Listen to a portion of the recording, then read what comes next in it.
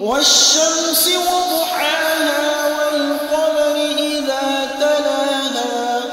والنهار إذا جلاها والليل إذا يغشاها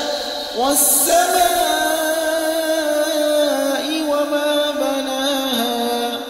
والأرض وما طحاها ونفس وما سواها فألهمها فجورها وتقواها قد أفلح من زكاها وقد خاب من دساها كذبت ثمود بطغواها